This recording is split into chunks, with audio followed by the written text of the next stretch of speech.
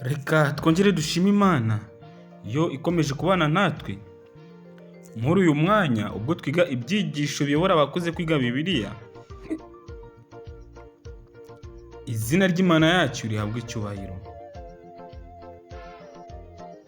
Icyigisho turi kwigiramo muri iki gihembwe ni igitabo cya Mariko. Muri iki cyumweru rero dufite insanganyamatsiko nziza cyane turi kwigira hamwe igira iti kwigisha abigishwa umugabane wa mbere. Icyo kwibukwa kikaboneka mu butumwa bwiza nk'uko bwanditswe na Mariko igice cyaho cya 8 umurongo wa 34 hagira hati, ahamagara abantu n'abigishwa be arababwira ati, umuntu nashaka kunkurikira niyiyange yikorere umusaraba we ankurikire. Aya niyo magambo yo kuzirikanwa cyane muri iki cyumweru. Ingingo tugiye kurebera hamwe kuri uyu munsi ni ingingo igira iti umukuru ninde. Umukuru ninde niyo ngingo y'uyu munsi. Mbere yuko tujya mbere mu cyigisho cy'uyu munsi, ndakwinginze kugira ngo dusenge Imana. Data wa twese uri mu ijuru, turagushimiye, turaguhimbaje, uhabwe icyubahiro. Tugushimiye ko ukomeje kuturinda, ugakomeza kutuzirikana. Icyubahiro kibi cyawe. Turakwinginze rero kugira ngo ubane natwe ubwo tugiye kwiga amagambo y'iki cyigisho cy'uyu munsi. Mwuka wawe wera abane natwe, atwiyoborere. Nibyo tugusabiye ubuntu mu izina rya Yesu Kristo umwami wacu. Amen. Reka dusome amagambo aboneka mu butumwa bwiza nk'uko bwanditswe na Mariko. Igice cyaho ni cya 9 umurongo wa 30 tugeze ku murongo wa 30 bugeze ku murongo wa 41. Reka duce bugufi dusome iri somo. Umutwe w'amagambo uravuga ngo ahana abigishwa be kutagira amakimbirane. Umurongo wa 30. Bavayo banyura i Galileya, ariko ntiyashaka ko hagira ubabona, kuko yigishaga abigishwa be yuko umwana w'umuntu azagambanirwa agafatwa n'abantu bakamwica, ariko hashira iminsi 3 bamwishe akazuka.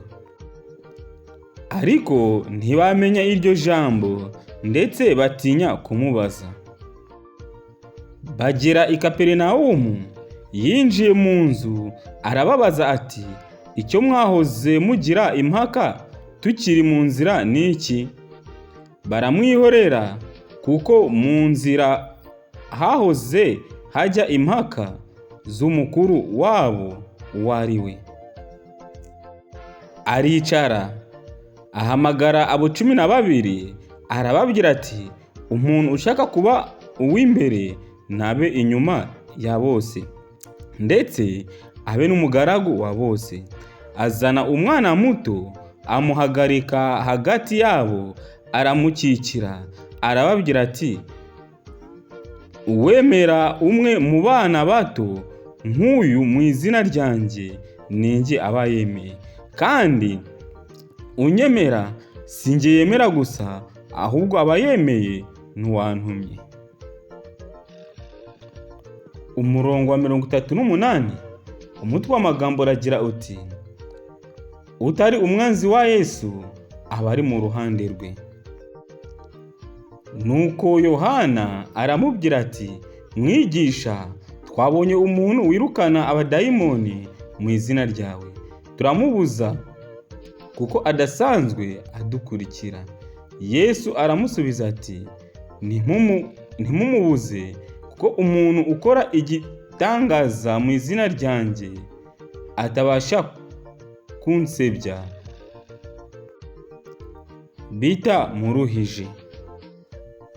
Kuko utari umwanzi wacu aba ari mu ruhande rwacu. umuntu uzabaha agacuma kamwe k'amazi, kuko muri abakristo ndababwira ukuri yuko atazabura ingororano ye.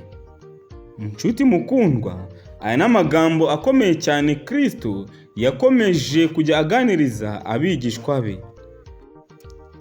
Ariko se mbese ni irihe tandukaniro ryerekeye inshuro ya kabiri Yesu yongeye kuvuga ku rupfu rwe no kuzuka, tugereranyije n'ibyanditswe muri Mariko igice cya 8 umurongo wa 31? Reka dusome iri somo riboneka muri Mariko igice cya 8 umurongo wa 31.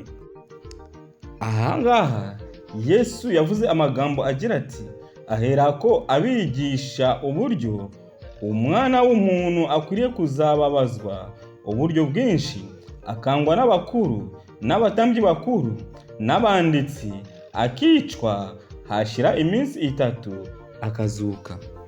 Mbese aya magambo twayagereranya gute? Cyangwa se itandukaniro ririmo uburyo Kristo yigishije ababigishwa be ibyerekeye no kugaruka kwe? Muri ubu buryo tubonye hano mu gice cya 9 cya Mariko. Kandi nanone ni ibiki abigishwa bagiyeho impaka, kandi nayahe mabwiriza Yesu yatanze?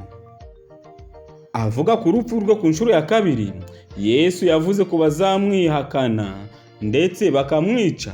Ku nshuro ya kabiri Yesu yibanze ku muntu uzamugambanira. Muri icyo gihe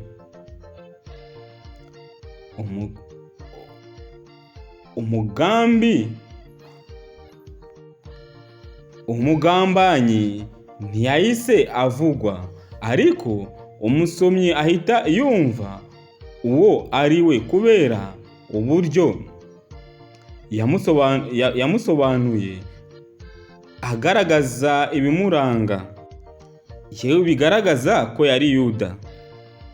Nyamara nshuti, iyo dusomye mu gice cya 3 cy'ubutumwa bwiza nk'uko bwanditswe na Mariko umurongo wa 19, hagaragara yuko Yuda Iskariyoti ari we mugambanyi wagambaniye Yesu.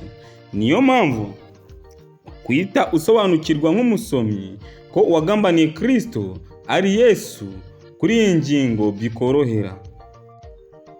Kandi nanone umwami Kristo yavuze ku buryo azicwa hanyuma akazuka nyuma y'iminsi 3. Ariko abigishwa basaga nkaho ibyo bitabashishikaje. Burya amakuru udashaka kumva nta nubwo uyajyaho impaka. Nshuti mukundwa, muri Mariko igice cya 8 umurongo wa 27, Yesu yari mu majyaruguru y'inyanja ya Galileya hafi ya Kaisariya ya Filipo.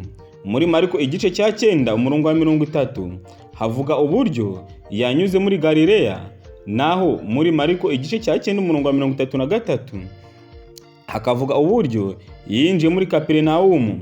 Niyo mpamvu bitari bigoye gutekereza ku rugendo rwe ava mu majyaruguru yerekeza mu majyepfo. Nyamara yinjiye i Kaperinawumu ari wenyine, mu gihe abigishwa be 12 bagendaga inyuma ye. Amaze kwinjira mu nzu, yahise abaza abari aho icyo bajyagaho impaka. Igihe Yesu n'abigishwa be bari bakiri mu nzira, bose bacecekeye icyarimwe. Ikimenyetso simusiga kigaragaza ko batishimiye icyo kibazo abajije. Basa n'abana bafite mu gikorwa kitari cyiza. Ikiganiro cyabo cyari cyerekeranye n'uzaba mukuru. Nk'uko bisanzwe mu bantu benshi, ikibazo cy'uzaba mukuru ni ikintu kibazwa na buri muntu. Ariko ibijyanye n'ubwami bw'Imana, ibintu bihinduka ukundi. Nshuti mukundwa, ahangaha Abigishwa ba Yesu igihe babaga bari kumwe na Yesu bakundaga kujya impaka bibaza ese ninde uzaba mukuru muri twebwe mu bwami bwa Kristo. Nyamara twagiye tubona yuko abigishwa bibwiraga yuko Kristo yaje gukora ubwami bw'abaromani yimike ubwami bwe. Aba rero bari bafite ikibazo cyane gikomeye aho bibazaga mbese ninde uzaba mukuru kuri twebwe muri twebwe. Yesu Kristo rero asubiza icyo kibazo mu ngingo ebyiri. Iya mbere yasobanuye neza ikigomba kuzaba kubanza kugira ngo ube mukuru. Umuntu ushaka kuba uw'imbere nabe uw'inyuma y'abandi bose, ndetse abe n'umugaragu wa bose. Hanyuma Yesu yakurikije gusobanura ibyo avuze atanga urugero. Igihamya cyabaye umwana wari uhagaze hafi yabo yumva ibyo bavuga. Yesu yafashe uwo mwana amuhagarika hagati yabo. Ibyo byari nko gutera uwo mwana ubwoba. Ariko Yesu Kristo yaramuteruye aramukikira kugira ngo abantu bari aho batuze. Agira ati, "Uwemera umwe mu bana bato nk'uyu mu izina ryanjye ninjye abayemeye, kandi unyemera sinjye yemera gusa ahubwo abayemeye n'uwantumye." Bivuze ko uciye bugufi nk'umwana niwe uba ufitanye isano n'Imana ubwayo. Nshuti mukundwa, Kristo yatwigishije icyigisho cyiza cyane cyo guca bugufi. Dukwiye kwemera tugaca bugufi imbere ya Kristo. Yohana yabajije ikibazo kijyanye n'utari mu ruhande rwabo, maze Yesu yigisha isomo ry'ingenzi ku birebana n'ababarwanya. Umwami Imana ahamya ko gufasha abari mu murimo wa gikristo nubwo byaba mu buryo bworoheje